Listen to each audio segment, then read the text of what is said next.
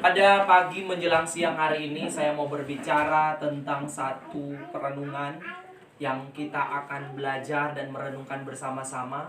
Yang saya percaya bahwa perenungan ini akan kembali mengingatkan kita, membangkitkan iman kita akan kuasa Tuhan.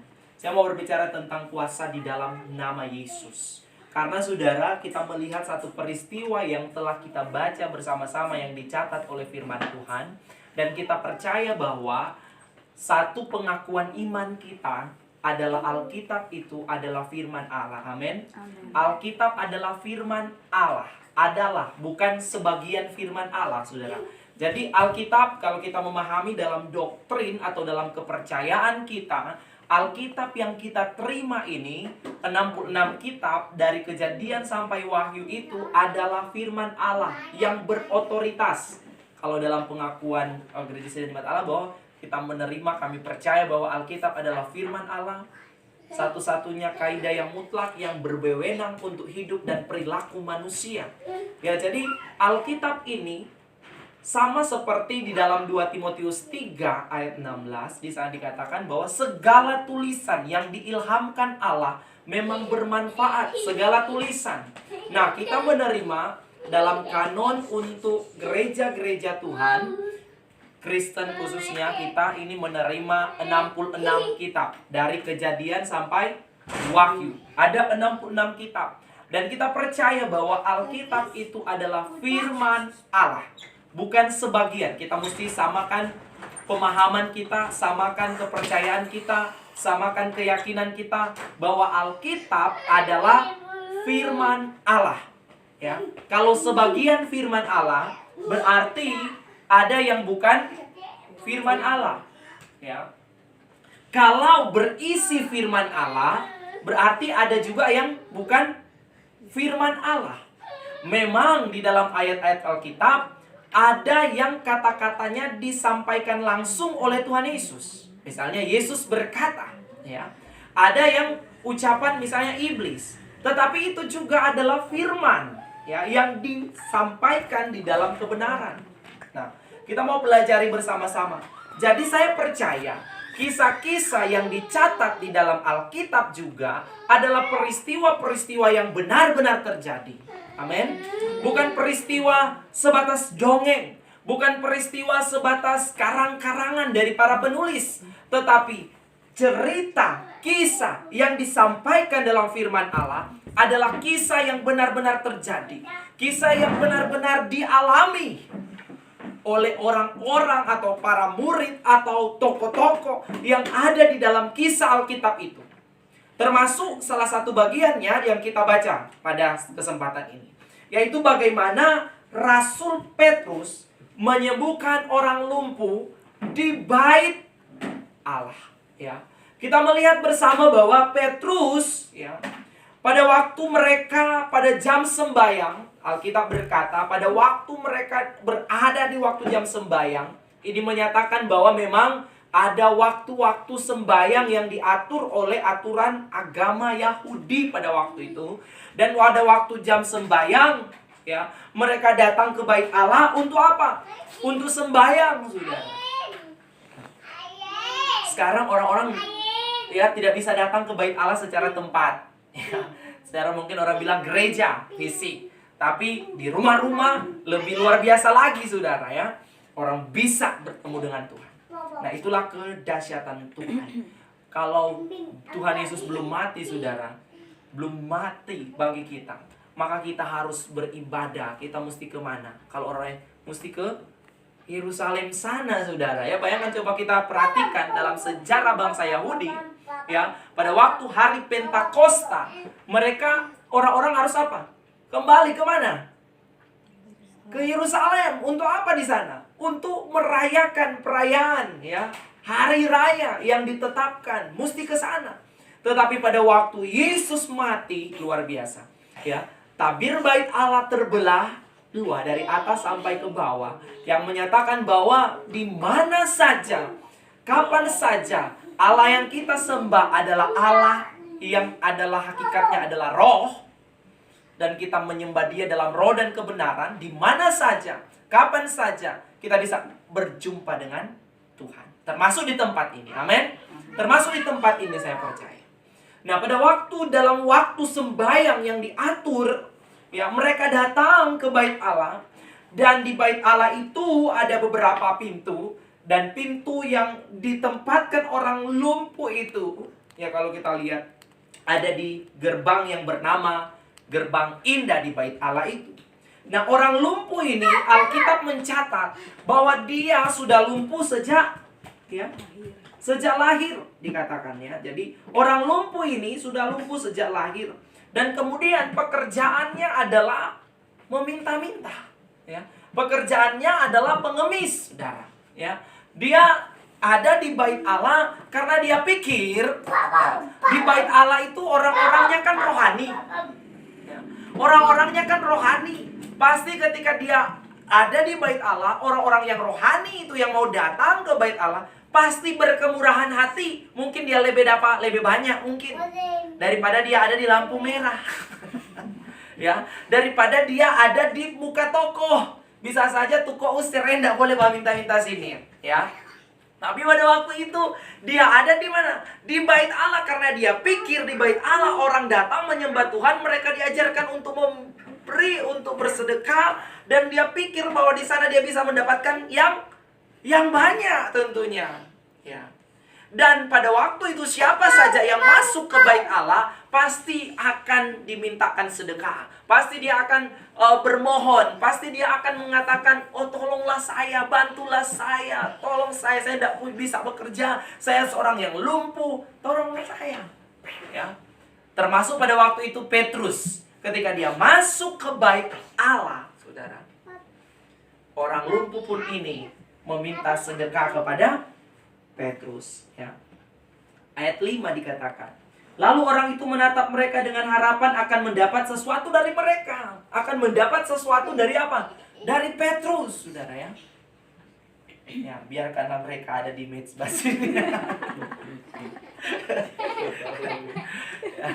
Jadi saudara-saudara, pada waktu itu Petrus masuk dan orang ini pun meminta sedekah kepada Petrus. Namun saudara, Petrus memberikan jawaban yang berbeda, saudara. Ya. Orang lumpuh ini meminta supaya diberikan sedekah. Nah, tapi Petrus memberi yang lain, saudara.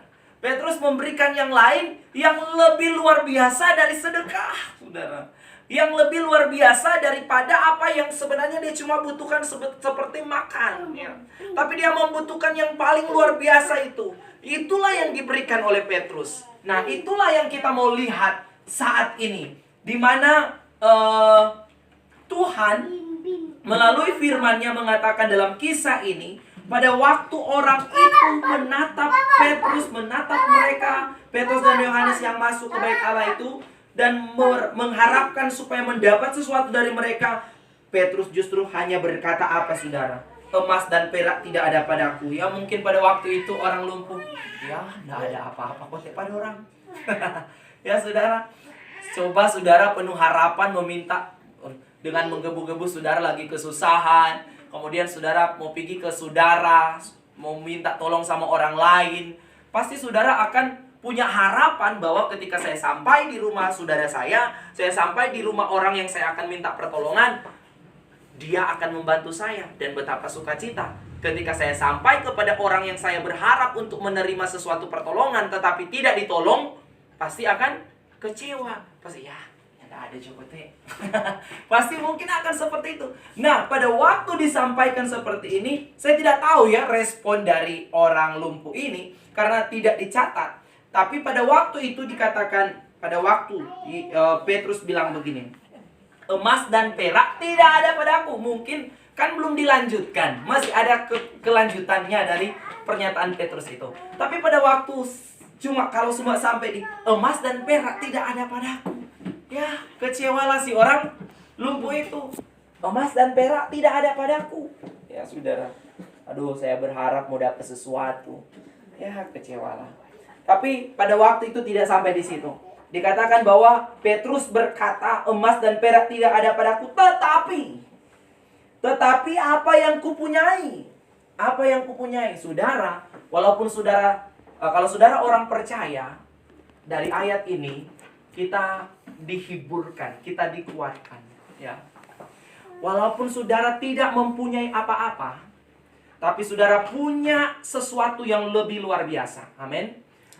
Punya sesuatu yang lebih luar biasa, saudara. Sama seperti Petrus berkata, emas dan perak tidak ada padaku, tetapi apa yang kupunyai, kuberikan kepadamu. Demi nama Yesus Kristus orang Nazaret itu, berjalanlah. Saudara, luar biasa. Saudara mungkin tidak punya harta yang melimpah. Saudara mungkin tidak punya pangkat yang tinggi. Saudara mungkin tidak punya jabatan atau kedudukan yang tinggi sekalipun. Saudara tidak punya tanah-tanah di mana-mana sekalipun. Tetapi saudara ingat, ketika saudara percaya kepada Yesus, saudara masih memiliki saudara hal yang paling berharga, harta yang luar biasa, yaitu Yesus Kristus itu sendiri. Amin. Itulah yang dinyatakan oleh Petrus, bahwa dia tidak punya apa-apa pada waktu itu, tetapi apa yang kupunyai. Berarti Petrus mau berkata bahwa dia punya sesuatu yang luar biasa, yaitu apa? Yesus Kristus itu sendiri. Makanya saudara, walaupun kita sedang berkekurangan, walaupun kita sedang mungkin berada di dalam masalah, tantangan, persoalan apapun, ketika kita memiliki Yesus, itu cukup bagi kita. Amin. Ketika kita memiliki Yesus, itu cukup bagi kita untuk memulihkan keadaan kita, untuk memberkati kehidupan kita, untuk segala sesuatu yang kita harapkan. Ketika kita memiliki Yesus, itu cukup bagi kita. Tapi saudara, walaupun saudara berlimpah emas, perak, harta, dan sebagainya, tetapi kalau saudara tidak punya Yesus, justru saudara kurang sama sekali. Amin. Ini yang sangat penting untuk kita renungkan pada saat ini, saudara. Kuasa di dalam nama Yesus. Di dalam ayat yang ke-6 ini, di mana ketika Petrus berkata, emas dan perak tidak ada padaku, tetapi apa yang kupunyai kuberikan kepadamu. Tidak berkata demi nama Petrus, tidak berkata demi nama Yohanes, tidak berkata demi nama apapun, tetapi yang ada dikatakan adalah demi nama Yesus Kristus. Amin. Demi nama Yesus Kristus. Saudara, kita akan melihat apa yang dikatakan oleh firman Allah berkaitan dengan nama Yesus ini, ya. Dikatakan demi nama Yesus Kristus orang Nazaret itu, berjalanlah. Saudara, dengan adanya pembatasan untuk keluar rumah, segala sesuatu menjadi lumpuh, ya. Bahkan ekonomi menjadi apa? Lumpuh. Orang aduh susah doi. Aduh tapi usaha mau jalan bagaimana? Usaha apa mau beli? Misalnya rumah makan. Tale bejo orang makan dapat suruh bubar.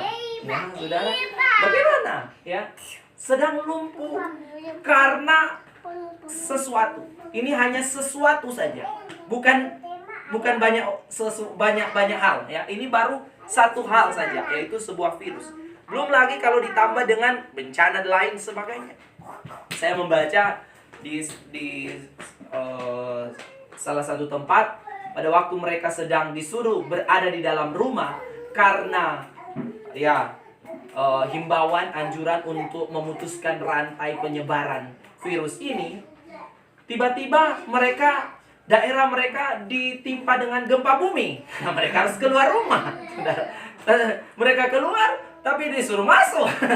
Bagaimana ini, saudara, ya? Di dalam rumah mereka takut karena ada goncangan gempa bumi. Jangan tiba-tiba rumah mereka runtuh, kemudian mati. Tidak mati dengan corona, mati dengan tertimpa oleh apa?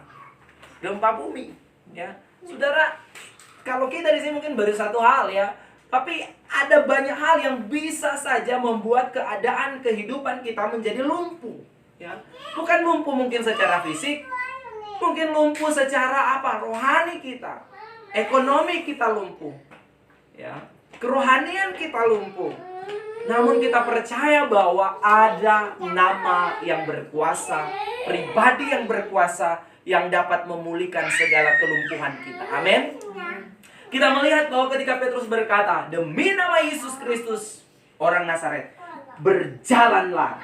Maka apa yang terjadi, saudara? Ketika Petrus memegang tangan kanan orang itu dan membantu dia berdiri, saudara, dia ini dikatakan sejak lahir dia sudah lumpuh. Nah, kemudian dikatakan di situ pada waktu dipegang tangannya oleh Petrus, maka dikatakan seketika itu juga. Seketika itu juga, saudara, kuatlah kaki dan mata kaki orang itu. Dan Alkitab berkata apa yang dilakukan oleh orang itu, saudara? Ia melonjak berdiri, lalu berjalan kian kemari dan mengikuti mereka ke dalam bait Allah. Saudara, dia berjalan, dia berlari, saudara, karena menerima apa? Menerima kesembuhan yang daripada Tuhan, saudara. Jadi dia berjalan, dia berlari, melebihi apa, saudara? Melebihi daripada dia menerima emas dan perak, saudara. Dia melebihi, ya, kesukacitanya melebihi daripada emas dan perak. Dan kita melihat bahwa dia boleh bersukacita. Inilah yang sebenarnya dia minta. Inilah yang sebenarnya dia perlu. Inilah sebenarnya yang dia butuh, yaitu dia bisa berjalan. Ya. Dan Alkitab berkata bahwa dia melonjak kegirangan, saudara. Ya. Jadi saudara, kita melihat kuasa di dalam nama Yesus, ya. Kuasa di dalam nama Yesus. Saudara, nama Yesus, ya, hari-hari ini di tengah situasi, saudara, kita harus lebih meninggikan nama Yesus. Saudara, kesempatan di hari-hari ini terjadi situasi seperti ini adalah kesempatan kita untuk memproklamasikan nama Yesus. Amin. Kesempatan bagi kita untuk memproklamasikan nama itu. Nama yang berkuasa. Saya percaya bahwa situasi kondisi tidak bisa membuat atau mengerdilkan iman kita harusnya, saudara. Seharusnya di situasi kondisi seperti ini, disitulah kita membuktikan iman kita. Disitulah kita menyatakan nama Tuhan Yesus. Nama yang ajaib, nama yang luar biasa. Nama di atas segala nama, saudara. Ya, tahukah saudara, kita semua tahu bersama-sama. Kita semua belajar bersama-sama dari firman Tuhan. Kita sering merayakan Natal Tuhan Yesus, ya, di 25 Desember. Bahkan kita juga akan memperingati kematian Tuhan Yesus. Nah, hari ini, saudara, kita mau melihat nama Yesus. Ya, rahasia di balik nama Yesus itu, saudara. Jangan saudara hanya tahu atau saudara hanya percaya kepada Yesus, tetapi saudara tidak benar-benar mengaminkan ataupun menghayati benar atau memaknai benar nama itu, pribadi itu yang berkuasa, saudara. Matius 1 ayat 21, saudara. Mari kita membaca dalam Matius 1 ayat 21. Matius 1 ayatnya yang ke-21 di sana dikatakan, ini peristiwa tentang kelahiran Yesus Kristus. Matius pasalnya yang ke-1 ayat yang ke-21 di sana dikatakan, ia akan melahirkan anak laki-laki dan engkau akan menamakan dia apa? Yesus. Dia akan melahirkan anak laki-laki dan engkau akan menamakan dia Yesus, karena dialah ia akan menyelamatkan umatnya dari dosa mereka. Saudara, nama ini diberitahukan oleh malaikat. Nama ini diberitahukan oleh malaikat kepada Maria dan Yusuf pada waktu itu. Mereka harus menamakan dia Yesus, ya. Jadi nama ini bukan nama yang disiapkan oleh Yusuf dan Maria, ya. Nama ini tidak, orang kalau hamil, ya, kemudian dalam masa-masa persiapan untuk menunggu kelahiran anak, pasti siap-siap untuk nama anak, ya. Kalau dia lahir anak laki-laki, mau nama apa? Kalau dia lahir anak perempuan, mau nama apa? Ya. Jadi sudah dipersiapkan. Tapi tidak demikian dengan Yesus Kristus, saudara.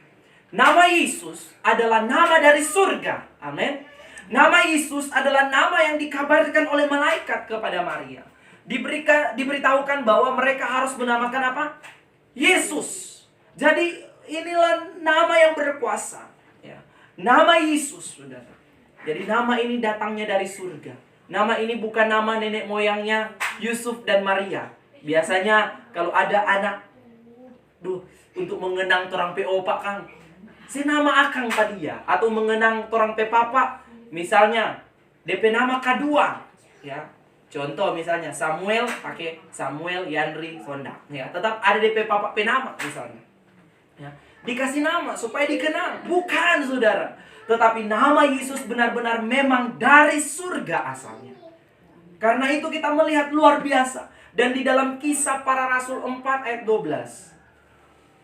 Jadi saudara, saya mau mengingatkan bahwa kesempatan di momen-momen seperti ini, di situasi seperti ini, adalah kesempatan kita mengabarkan nama Yesus itu. Ya. Nama Yesus. Jangan kita hanya saling, ya sudah terlalu banyak informasi tentang corona ya. Jadi orang membagikan juga sudah terlalu banyak. Jadi mari orang memberitakan nama Yesus ya. Memberikan pengharapan di dalam nama Yesus. Kisah Para Rasul 4 ayat 12 di sana dikatakan apa? Mari baca bersama-sama 1 2 3. 4 ayat 12. 1 2 3. Dan keselamatan tidak ada di dalam siapapun juga selain di dalam Dia, sebab di bawah kolong langit ini tidak ada nama lain yang diberikan kepada manusia yang olehnya kita dapat diselamatkan. Sudah perhatikan, keselamatan tidak ada di dalam nama siapapun juga. Ini khotbah Petrus. Petrus mau menyatakan bahwa keselamatan tidak ada di dalam nama lain, saudara, selain di dalam nama Yesus Kristus, saudara. Selain di dalam nama Yesus. Jadi saudara, hal yang pertama yang kita mau lihat tadi bahwa nama itu nama yang berasal dari surga. Kemudian saudara, nama Yesus adalah nama yang menyelamatkan, saudara. Saudara bisa saja ada di dalam rumah terhindar dari corona, tetapi jiwa saudara binasa, saudara. Ketika saudara tidak punya Yesus dalam hidup saudara. Saudara bisa mungkin tinggal dalam rumah, oke, mengikuti anjuran pemerintah, memutus rantai penyebaran virus ini. Tetapi saudara tidak dapat memutus rantai penyebaran dosa dalam hidup saudara tanpa saudara memiliki yang namanya Yesus Kristus Tuhan, saudara. Hanya Yesus yang bisa menyelamatkan, memutuskan saudara dari belenggu-belenggu dosa. Amin. Ini yang penting yang perlu kita sampaikan, saudara. Apa gunanya tubuh kita selamat tetapi jiwa kita binasa, saudara? Kita harus mengingat keselamatan secara utuh, baik tubuh, jiwa, dan roh, saudara. Ya. Jadi saudara, keselamatan hanya ada di dalam nama Yesus. Jadi ini penting untuk kita kabarkan, untuk kita sampaikan bahwa keselamatan tidak ada di dalam nama lain. Saudara harus tanamkan dalam hidup saudara ini. Kemanapun saudara pergi, apapun yang saudara hadapi, mau terjadi guncangan dimanapun, tetap saudara harus berpegang. Hanya nama Yesus yang menyelamatkan saya. Amin. Hanya Tuhan Yesus yang dapat menyelamatkan saya. Kalaupun saya diizinkan mengalami penderitaan, bahkan sampai maut sekalipun, ya, Alkitab berkata adalah berbahagia orang yang karena nama Tuhan dia kehilangan nyawanya, karena dia akan memperolehnya. Amin. Saudara, ini sangat penting bagi kita, saudara. Kita perlu berjaga-jaga, kita perlu waspada. Tetapi paling utama adalah, sudahkah kita selamat? Sudahkah jiwa kita selamat, saudara? Ini yang penting, saudara. Kita menghimbau kepada saudara-saudara kita, jangan keluar, tinggal di rumah. Tapi keselamatan itu bersifat keselamatan badani. Tetapi sudahkah kita juga mengabarkan Yesus kepada mereka? Ini juga menjadi tantangan bagi saya. Ya, karena saya selalu sampaikan di dalam pokok-pokok doa kita bersama. Saya masih punya pergumulan, saya masih punya beban, saya masih punya doa-doa untuk apa? Untuk keluarga-keluarga saya. Supaya apa? Bukan hanya tubuh mereka yang selamat, tetapi jiwa mereka juga selamat. Bersama-sama kita akan berjumpa di dalam kerajaan surga. Amin. Dan itu hanya akan diperoleh di dalam nama Yesus. Ya, tidak ada di dalam nama lain, saudara. Ya. Di dalam nama Yesus. Saudara, kalau mau ke Manado, saudara masih banyak cara saudara mau pergi, ya. Saudara mungkin mau naik taksi gelap, saudara mau bawa oto sendiri, naik motor, saudara, numpang patoman dan sebagainya, bisa sampai di Manado. Tapi kalau untuk selamat, saudara hanya satu kendaraannya, yaitu apa? Yesus Kristus. Ya, itu yang menyelamatkan saudara. Pasti tujuannya jelas, tepat, yaitu di dalam kerajaan surga. Kemudian selanjutnya, di dalam Yohanes 20, ayatnya yang ke-31. Yohanes 20 ayat 31 berkaitan dengan nama Yesus.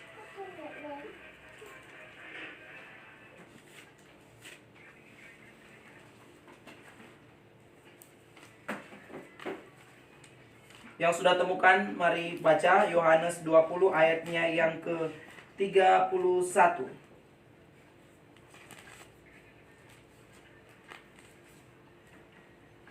Yohanes 20 ayat 31.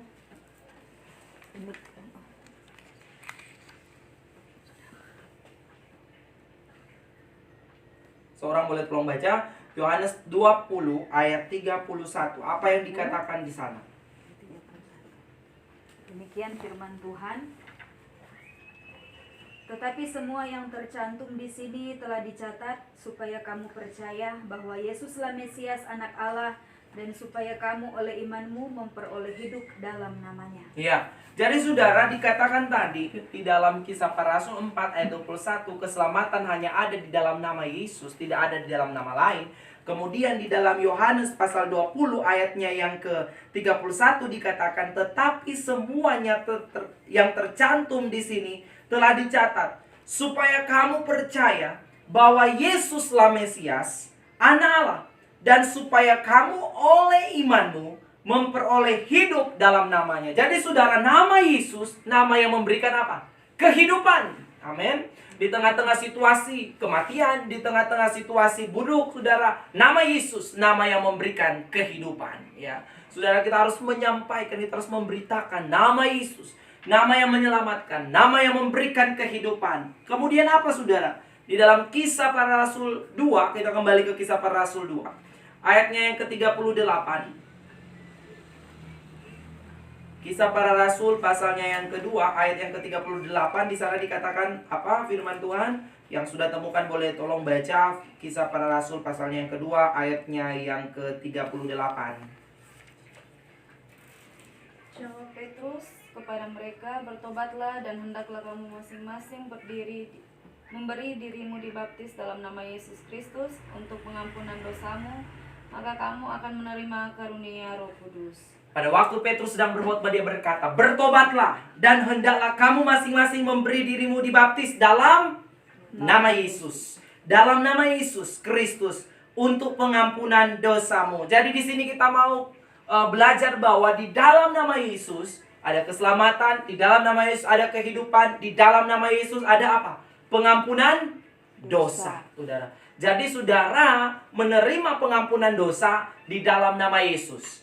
Tidak ada di dalam nama siapapun. Ya saudara-saudara, penting harus tahu, harus catat bersama bahwa kebenaran dalam Kristen, dalam iman Kristen yang sejati adalah pengampunan dosa itu tidak diberikan oleh siapa-siapa, saudara. Tetapi pengampunan dosa itu hanya diberikan hanya melalui Yesus Kristus. Jadi saudara, dikatakan ketika kita memberi diri pada waktu kita bertobat, maka kita menerima pengampunan dosa. Pengampunan dosa di dalam nama Yesus Kristus. Jadi di dalam nama Yesus Kristus ada pengampunan dosa, ya saudara. Jadi ada keselamatan, ada kehidupan, ada pengampunan dosa di dalam nama Yesus. Melebihi segala-galanya.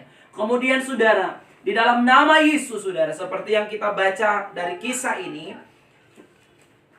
yang kita renungkan tadi, kisah pasalnya yang ketiga ini, ayatnya yang ke-6 tadi, ya saudara, kita melihat bahwa Petrus berkata, demi nama Yesus Kristus orang Nazaret itu, berjalanlah. Kemudian kita lihat di dalam ayatnya yang ke-16, ayat yang ke-16 dari pasal 3 dari Kisah Para Rasul, di situ dikatakan, dan karena kepercayaan dalam nama Yesus, saudara. Dan karena kepercayaan dalam nama siapa? Dalam nama Yesus. Maka nama itu saudara, tidak main-main saudara, nama Yesus. Maka nama itu telah apa? Telah menguatkan orang yang kamu lihat dan kamu kenal ini. Dan kepercayaan itu telah memberi kesembuhan kepada orang ini di depan kamu semua. Ayatnya pasal 4 ayat 10. Pasal 4 ayat 10 dikatakan di sana, maka ketahuilah oleh kamu sekalian dan oleh seluruh umat Israel bahwa dalam nama Yesus Kristus orang Nazaret yang telah kamu salibkan, tetapi yang telah dibangkitkan Allah dari antara orang mati, bahwa oleh karena Yesus itulah orang ini berdiri dengan sehat sekarang di depan kamu. Katakan amin. Amin. Saudara, luar biasa. Kalau saudara ada hari ini karena Yesus Kristus yang ada dalam hidup kita. Amin. Saudara bisa berdiri kuat hari ini. Saudara bisa ada dalam keadaan sehat karena nama itu berkuasa atas hidup saudara. Amin. Karena nama itu berkuasa. Karena itu perkatakan terus nama Yesus dalam hidup saudara.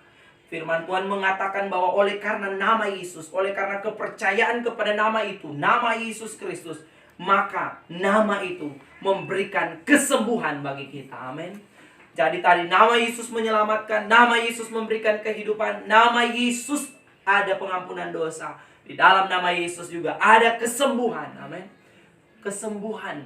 Kesembuhan bagi kita, kesembuhan bagi dunia ini, saudara.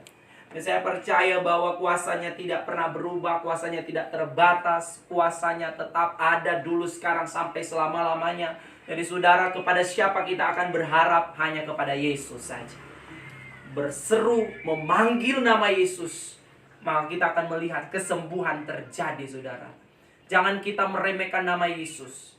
Jangan kita mengerdilkan nama Yesus melalui saudara dengan banyak macam alasan. Saudara, mari kita terus beriman kepada Yesus. Nama itu terlalu mampu, terlalu sanggup, terlalu ajaib, terlalu berkuasa untuk menolong kita, untuk menyembuhkan kita. Karena itu mari kita tetap terus memegang nama Yesus, nama yang menyembuhkan. Kisah 16 ayat 18 berkata, Kisah Para Rasul 16 ayatnya yang ke-18. Mari baca bersama-sama Kisah Para Rasul 16 ayat yang ke-18. 16 ayat 18. Mari baca bersama-sama 1, 2, 3. Hal itu dilakukannya beberapa hari lamanya.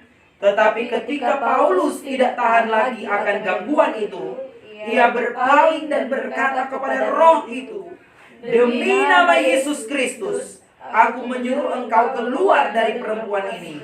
Seketika itu juga keluarlah roh itu. Saudara, perhatikan dalam satu peristiwa di mana pada waktu Paulus sedang mengajar, Paulus sedang melakukan penginjilan, saudara, ada orang yang memiliki roh tenung, saudara, yang selalu mengikuti Paulus. Kemudian dia berkata, "Oh, orang ini hamba Tuhan."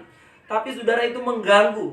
Kemudian pada waktu itu ketika Paulus merasa bahwa sudah tahan dengan gangguan ini, Paulus berpaling kepada seorang perempuan itu yang punya roh tenung. Kemudian dia berkata apa, saudara? "Demi nama Yesus Kristus." Demi nama siapa, saudara? Demi nama Yesus Kristus. Tidak dari nama lain, saudara. Demi nama Yesus Kristus. Ya, dia berkata apa? "Demi nama Yesus Kristus, aku menyuruh engkau keluar dari perempuan ini." Seketika itu juga keluarlah roh itu. Artinya apa, saudara? Nama Yesus, nama yang berkuasa atas segala kuasa yang ada dalam dunia ini. Kuasa setan-setan, ya, tunduk di dalam nama Tuhan Yesus. Amin. Jadi saudara, kalau saudara ada ketakutan terhadap setan, ya, ada ketakutan orang bilang mau tinggal di rumah, oh ini rumah ada banyak gangguan, berdoa dalam nama Yesus. Amin. Karena di dalam nama Yesus segala kuasa tunduk, roh-roh jahat tunduk, bahkan diperintahkan diusir keluar, ya. Kalau di rumah itu ada gangguan roh-roh jahat, berdoa dalam nama Yesus, usir segala roh-roh yang ada yang menetap di situ di dalam nama Yesus. Saya percaya nama Yesus nama berkuasa, dan sampai hari ini pun nama itu masih berkuasa. Saya percaya dia akan melindungi kita daripada yang jahat. Amin. Ada gangguan-gangguan apapun, saudara, berdoa dalam nama Yesus, ya. Karena segala kuasa, ya, tunduk di bawah nama Yesus. Karena apa, saudara? Di dalam Filipi pasal 2, masih berkaitan dengan nama, saya mau kita hari-hari ini berpegang pada kuasa nama Yesus, saudara. Jangan kita hanya mengandalkan ini, mengandalkan itu, mengandalkan segala macam cara-cara itu harus kita lakukan. Tetapi jauh daripada itu, jangan lupa kita harus mengandalkan paling utama adalah Yesus Kristus. Dan kita mengabarkan, kita menyampaikan kebenaran ini kepada orang-orang yang ada di luar sana, yaitu tentang nama Yesus yang berkuasa. Filipi pasal 2 ayat 9. Filipi pasal 2 ayat 9 sampai ayatnya yang ke-11, firman Tuhan berkata di sana. Mari lihat di dalam Alkitab saudara. Filipi 2 ayat 9 sampai ayatnya yang ke-11. Itulah sebabnya Allah sangat meninggikan dia. Siapa yang ditinggikan? Yesus, saudara. Karena ini pada waktu dikatakan penjelasan Yesus mengosongkan diri, mengambil rupa sebagai seorang hamba menjadi sama dengan manusia. Ya, dikatakan itulah sebabnya Allah sangat meninggikan dia dan mengaruniakan kepadanya apa? Nama di atas segala nama. Artinya apa? Nama Yesus, nama di atas segala nama, sudah. Amin. Kemudian dikatakan terus, supaya di dalam nama Yesus, bertekuk lutut segala yang ada di langit dan yang ada di atas bumi dan yang ada di bawah bumi, dan segala lidah mengaku Yesus Kristus adalah Tuhan bagi kemuliaan Allah Bapa. Termasuk segala sakit, penyakit, virus, penyakit harus tunduk di dalam nama Tuhan Yesus Kristus. Amin.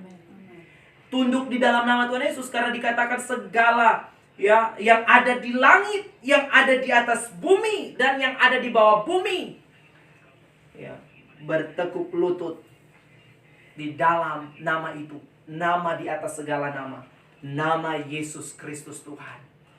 Jadi saudara, kadang-kadang orang kalau sakit memang dia bataria nama anak-anak, mama. Ya, lihat orang kalau sakit, aduh mama, begitu juga ya. Tapi mari orang memanggil nama Yesus. Sakit yang kita alami, ya, persoalan masalah, ketika kita berteriak menyerukan nama Yesus, segala kuasa tunduk di dalam nama Yesus. Ya saudara, ini penting, ya saudara. Kemudian Ibrani 1 ayat 1 sampai 4. Saya senang kita membaca ayat-ayat firman Tuhan karena ini berkaitan dengan nama Yesus. Ibrani 1 ayat 1 sampai 4, di situ dikatakan seperti ini. Setelah pada zaman dahulu Allah berulang kali dan dalam pelbagai cara berbicara kepada nenek moyang kita dengan perantaraan nabi-nabi, maka pada zaman akhir saudara, ini ia telah berbicara kepada kita dengan perantaraan anaknya, saudara. Jadi waktu dulu perantaraan nabi-nabi, kemudian dia berbicara dalam perantaraan anaknya, yang telah ia tetapkan sebagai yang berhak menerima segala yang ada. Oleh dia Allah telah menjadikan alam semesta. Ia adalah cahaya kemuliaan Allah dan gambar wujud Allah, dan menopang segala yang ada dengan firman-Nya yang penuh kekuasaan. Dan setelah ia selesai mengadakan penyucian dosa, ia duduk di sebelah kanan yang maha besar di tempat yang tinggi, jauh lebih tinggi daripada apa? Malaikat-malaikat. Sama seperti nama yang dikaruniakan kepadanya, jauh lebih indah daripada nama mereka. Saudara, luar biasa nama itu ya. Nama itu jauh lebih apa? Indah dari nama manapun, saudara. Sekalipun nama saudara indah, memang pakai nama indah. Siapa dia? Indah. Indah sini. Biar dapat nama indah, tetap nama Yesus jauh lebih indah, saudara. Alkitab mengatakan karena nama itu jauh lebih indah daripada nama mereka. Karena apa? Di dalam nama Yesus bertekuk lutut segala yang ada di langit, yang ada di bumi, yang ada di bawah bumi, saudara. Ini nama yang berkuasa, nama yang kita harus pegang, nama yang ajaib, saudara. Mari beritakan nama Yesus. Nama di atas segala nama, nama yang jauh lebih indah. Saudara boleh menamakan anak saudara dengan nama-nama yang indah. Orang juga akan berkata, ipe gagak DP nama, tapi tetap nama Yesus jauh lebih indah. Amin. Tidak ada nama yang ya, lebih indah daripada nama Yesus, saudara. Ada lagu yang orang katakan indah nama Yesus ya. Pokoknya dibuat lagu ya karena memang betul sesuai dengan firman Tuhan bahwa nama Yesus nama yang indah, saudara. Ya, saya bersyukur saudara kalau orang sudah percaya kepada Tuhan Yesus, dengar nama Yesus pasti ada ketenangan. Amin. Ketika berbicara tentang Yesus pasti ada kedamaian, ya. Ketika berbicara tentang Yesus, saudara, bukan hal yang yang orang bilang ada kurang itu bukan saudara, tapi nama Yesus yang nama yang dikumandangkan terus menerus saudara. Jangan hanya kita mendengar kumandang azan saudara, nama-nama ya terus kurang dengar, tapi terus tidak mengumandangkan nama Yesus saudara. Kumandangkan nama Yesus dalam Facebook saudara ya. Yesus, saudara tulis status Yesus mengasihimu, orang semua baca saudara. Saudara berteman dengan sekian banyak orang. Di situ ada Islam, ada Buddha, ada orang yang tidak percaya Tuhan, di situ ada orang yang lau-lau Kristennya. Tapi ketika mungkin dalam persoalan baca status saudara, ada mungkin Yesus mengasihi. Oh betul, saya ingat Yesus mengasihiku. Ada nama Yesus yang diberitakan ya. Jangan hanya sekedar hal-hal yang lain ya, yang memberkati, yang menghibur bisa saja, tetapi nama Yesus jangan lupa. Kabarkan firman Tuhan. Jangan kamu punya persoalan, masalah dengan orang ya, masalah apalagi rumah tangga, dengan suami, dengan istri, kemudian taruh di Facebook saudara. Aduh kasihan, akhirnya apa? Saudara jual saudara punya keluarga sendiri di umum ya. Itu persoalan yang hari-hari ini terjadi. Akhirnya baku salah karena apa? Status ya. Karena status, masalah, persoalan ditaruh di situ ya. Akhirnya saudara terjadi persoalan. Jadi saudara kalau ada persoalan, mari saudara datang sama Tuhan, beritakan, sampaikan kepada Tuhan, karena Dia yang paling mengerti daripada orang-orang yang ada di beranda, di teman saudara, di Facebook dan lain-lain. Masih Tuhan lebih paling mengerti saudara. Amin. Kalau saudara curhat sama orang juga, kadangkala juga curhat saudara, apalagi kemudian saudara curhat dengan kekurangan orang, bisa bocor ke orang lain. Wah, berabe DP urusan lagi ya saudara. Maksud saya bukan menjelek-jelekan, maksud saya adalah cuma curhat, tapi aduh sampai di situ misalnya. Dan akhirnya ceritanya jadi lain, jadi persoalan lah. Jadi mari saudara, kita datang kepada nama yang sungguh nama yang indah, nama Yesus. Kemudian saudara, di dalam Yohanes 16. Yohanes 16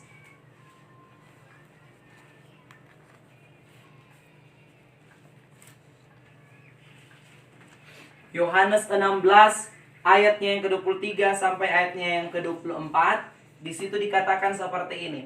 Dan pada hari itu kamu tidak akan menanyakan apa-apa kepadaku. Aku berkata kepadamu, sesungguhnya segala sesuatu yang kamu minta kepada Bapa akan diberikannya kepadamu dalam, ini pernyataan Yesus, segala sesuatu yang kamu minta kepada Bapa di dalam nama siapa?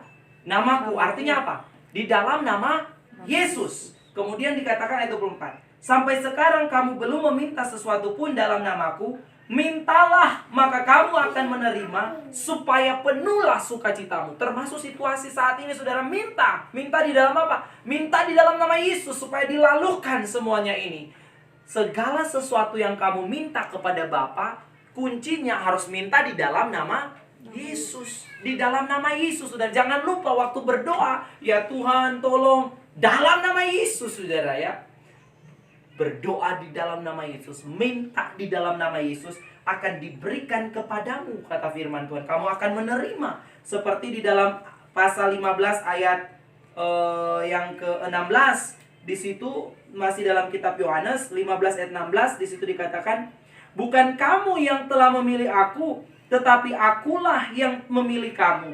Dan aku telah menetapkan kamu supaya kamu pergi dan menghasilkan buah, dan buahmu itu tetap, supaya apa saudara? Supaya apa yang kamu minta kepada Bapa dalam namaku, dalam nama Yesus, diberikannya kepadamu. Amin. Jadi saudara minta di dalam nama Tuhan Yesus. Waktu saudara berdoa, segala sesuatu ya, ketika kita minta di dalam nama Yesus, maka segala sesuatu itu akan diberikan kepada kita. Minta di dalam nama Tuhan Yesus. Pasal 14 masih dalam kitab Yohanes, ayatnya yang ke-13 sampai 14. Di situ berkaitan juga, dikatakan pasal 14 ayat 13 sampai 14, firman Tuhan, dan apa juga yang kamu minta dalam namaku, aku akan melakukannya. Supaya apa? Supaya Bapa dipermuliakan di dalam nama Anak. Jika kamu meminta sesuatu kepadaku dalam namaku, aku akan melakukannya. Ini diulang-ulang. Berarti hal ini penting, saudara. Dalam ilmu menafsir Alkitab, itu segala sesuatu atau hal yang diulang-ulang itu penting. Ya. Ini diulang-ulang dalam kitab Yohanes. Minta di dalam nama Tuhan Yesus. Minta di dalam nama Tuhan Yesus, kamu akan menerima. Aku akan melakukan. Aku akan memberikan. Jadi saudara, mari kita tidak boleh lupa. Situasi, kondisi, keadaan jangan menghalangi kita, membutakan mata kita daripada menerima segala sesuatu dari Tuhan. Karena itu situasi yang ada harusnya membawa kita mendekat kepada Tuhan. Kita minta kepada Tuhan di dalam nama Yesus supaya segala situasi ini berlalu. Supaya keluarga kita, negeri kita dihalaukan dari semuanya. Di dalam nama Yesus terjadi. Amin. Ini sangat penting sekali. Kita berdoa. Segala sesuatu yang lumpuh, sama seperti orang lumpuh itu, demi nama Yesus Kristus, berjalanlah. Amin. Ini akan terjadi dalam kehidupan kita. Jangan kita mengerdilkan iman. Saya pesan untuk kita semua bahwa jangan kita mengerdilkan iman kita di tengah-tengah situasi saat ini. Tetap beriman kepada nama Yesus. Kepada pribadi Yesus. Nama yang berkuasa, nama yang ajaib, nama yang menyembuhkan. Kolose 3 ayat 17. Mari kita baca bersama-sama ayat ini. Kolose pasal 3 ayatnya yang ke-17.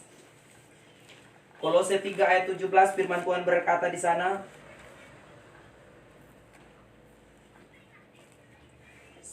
sama-sama Kolose 3 ayat 17. 1, 2, 3. Dan segala sesuatu yang kamu lakukan dengan perkataan atau perbuatan, lakukanlah semuanya itu dalam nama Tuhan Yesus, sambil mengucap syukur oleh Dia kepada Allah Bapa kita. Ini yang harus kita lakukan hari-hari ini. Tadi kita sudah melihat bahwa nama Yesus, nama yang datangnya dari surga. Nama Yesus, nama yang menyelamatkan. Nama Yesus, nama yang memberi kehidupan. Nama Yesus, nama yang olehnya kita memperoleh pengampunan dosa. Nama Yesus, nama yang menyembuhkan. Nama Yesus, nama yang berkuasa atas segala setan-setan. Nama Yesus, nama di atas segala nama. Nama yang paling indah. Dan segala sesuatu yang kita minta dalam nama Yesus, kita akan menerimanya. Dan karena itu, ketika kita melihat ini, kita harus, firman Tuhan katakan, kita harus melakukan segala sesuatu di dalam nama Yesus. Waktu mau keluar rumah, berdoa dalam nama Yesus, ada perlindungan. Amin. Waktu saudara mau buka usaha, melakukan segalanya dengan nama Yesus. Firman Tuhan bilang apa? Dalam ayat tadi, ini saudara harus pegang. Saudara harus pegang, saudara, apapun. Saudara mau ujian, saudara mau bekerja, saudara mau tes, saudara mau apapun. Alkitab berkata, segala sesuatu yang kamu lakukan dengan perkataan atau perbuatan, lakukanlah semuanya itu dalam nama Tuhan Yesus, sambil mengucap syukur oleh Dia kepada Allah dalam Bapa kita. Tapi segala sesuatu jangan salah ditafsirkan, saudara. Segala sesuatu ini dalam maksud adalah segala sesuatu yang baik, yang berkenan kepada Tuhan. Jangan saudara menafsir bahwa lakukanlah segala sesuatu dalam nama Yesus. Jangan saudara salah tafsir. Jadi saudara, segala sesuatu kita harus lakukan dalam nama Yesus, yaitu yang berkenan kepada Tuhan. Jangan karena bilang segala sesuatu sampai mau bapak curi, ya apa dalam nama Yesus berhasil tapi bapak curi. Mbak Judi berdoa, ada juga kan begitu. Orang mau bapak pasang nomor, udah dalam nama Yesus supaya kita kena. Saudara, segala sesuatu lakukan dalam nama Yesus.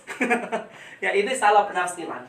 Tapi maksud saya adalah dalam ayat ini, kalau kita melakukan segala sesuatu dalam nama Yesus, waktu kita mau keluar rumah, kita berdoa dalam nama Yesus, ada perlindungan. Waktu kita ke pasar bertemu banyak orang, saudara, virus-virus tidak akan kena kepada kita, sambil kita menjaga dengan prosedur-prosedur kesehatan yang ada. Ya saudara, tapi jauh dari atas segalanya itu dalam nama Yesus. Saudara mau buka usaha, berdoa dalam nama Yesus, minta supaya usaha saudara diberkati. Saudara mau studi, saudara mau ujian, saudara mau menyelesaikan skripsi sebagainya, saudara mau cari pekerjaan, tes pekerjaan, berdoa dalam nama Yesus. Lakukan semuanya di dalam nama Yesus. Sambil apa kata firman Tuhan bilang? Mengucap syukur.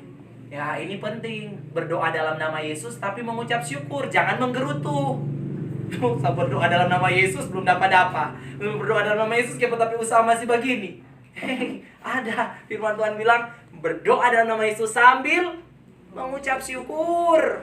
Orang berdoa di situasi seperti ini, tapi juga orang harus mengucap syukur. Jangan bersungut-sungut di tengah-tengah situasi seperti ini. Amin. Itu yang penting. Jadi saudara, apapun yang saudara mau lakukan, lakukanlah di dalam nama Yesus. Waktu saudara mau mengucapkan sesuatu, Tuhan, saya mau, ada saudara saya yang bakalai, saya mau menjadi pendengar, bukan karena maksudnya mau jadi ikut campur Tuhan, tapi saya mau mendamaikan mereka. Tuhan berkati perkataan saya dalam nama Yesus, supaya waktu saya berbicara, orang bisa diperdamaikan. Ya, dalam perkataan, dalam perbuatan. Tuhan, waktu saya mau melakukan ini, Tuhan, tolong saya dalam nama Yesus. Ya, buat saya bisa menjadi berkat. Sambil apa? Mengucap syukur. Nama Yesus bukan mantra, saudara ya. Jangan bedakan dengan mantra ya, saudara. Sehingga Yesus ada segala-galanya, saudara. Jadi nama Yesus itu saudara hormati, saudara hargai. Nama yang paling indah. Saking indahnya, saking mulianya. Saya walaupun suka dengan nama itu, menghormati dengan nama itu, tidak mungkin saya mau kasih nama anak saya Yesus. Walaupun nama itu indah, walaupun nama itu berkuasa, walaupun nama itu mulia, tapi tidak mungkin kita akan memberikan nama anak. Saya pengen anak nama Yesus Kristus dari Nazaret. Ya, salah saudara ya.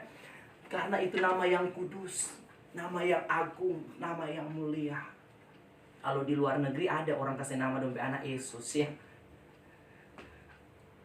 Tapi nama yang berkuasa Yesus Kristus dari Nazaret, bukan dari Meksiko. Tapi Yesus Kristus dari Nazaret, yang telah mati dan telah bangkit untuk menebus dosa-dosa kita. Jadi saudara, biarlah kebenaran di pagi menjelang siang ini akan kembali mengingatkan kita.